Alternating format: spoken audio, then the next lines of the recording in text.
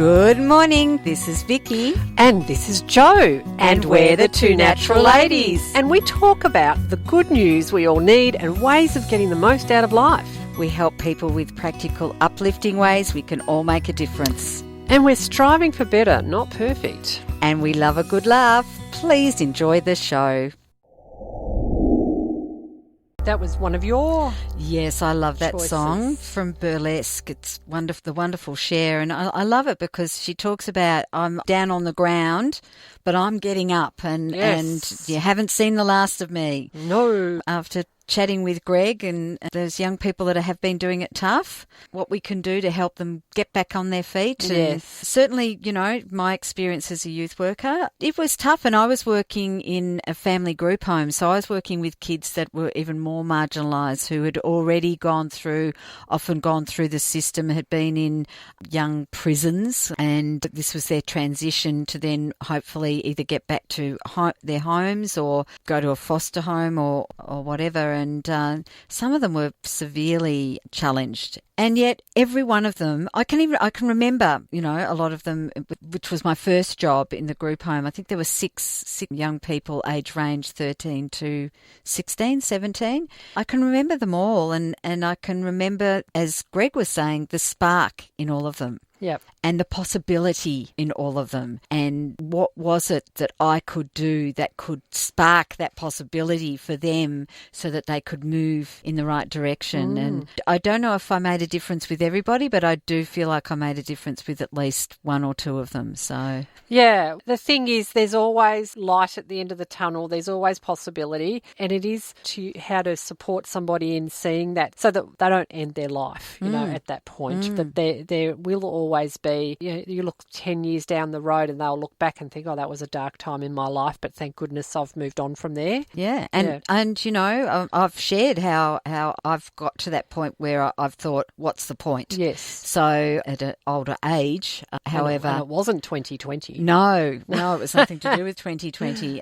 However, there are ways of us getting through these things, but we need to have those tools, and I think that's one of the things that Greg's obviously doing now is looking at what tools can we give these kids and how can we as a community. I think that's the other thing is that we need to know that whatever area we're looking at, whether it's our youth, our prisoners, those people in the homeless, the people in our society that are marginalised, how can we support them in having the best possible as a community? Yes. And as we keep talking about, you know, the blue zones, you know, community transcends a lot of other issues, and so we actually do have the power to make a huge difference as a community. Yeah. And one of the things we talk about too is, you know, what are some of the things maybe schools could be doing that isn't. Don't get me happening. started.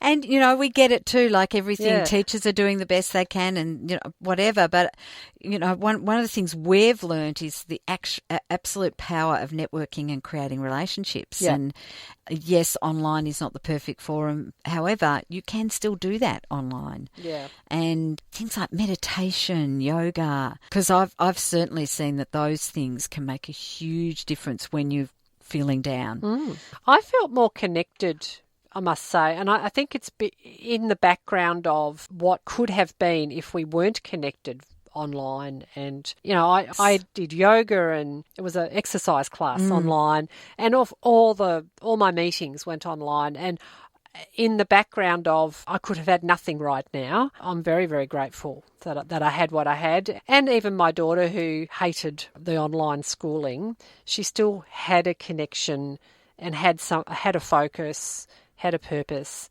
and fortunately in our family we became closer. Yes. A lot of families discovered that they didn't want to be living in close quarters with each other, but we actually did become closer, and we played games, and it wasn't without the drama of my daughters thinking, I can't see my friends. Yes. But we had enough in our lives to be able to accept it and ride it through. Yeah, and I guess, again, Greg's probably dealing with a lot of the people that don't have those supports and connections to the same extent that our kids have had. Yes, so. yes. Yeah, I feel very fortunate in that way. Yeah. Yeah.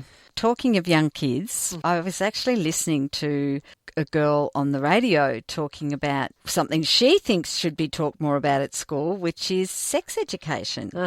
But not that it isn't talked about, but what should be talked about. And I won't go into all the details. I remember finding out about all the diseases. Oh, really? All the STDs. Oh, wow. Yeah. Gosh, so that's your memory of the whole thing. Yeah. Okay. Yeah, she actually interviewed a lot of people, including, people of our age, down to people who had just finished year 12, and just asking them what kind of things they would have liked to have heard about, and it wasn't that. They didn't want to know more about that. It was more about the relationship, in the whole thing. So, yes. Well, we talk about building relationships a lot, don't we? Not in the area of sex, but, Yeah. But, it all comes back to relationship and community, doesn't it? Yeah. Yes. Our relationship with each other. Yes, yeah. And what we can do.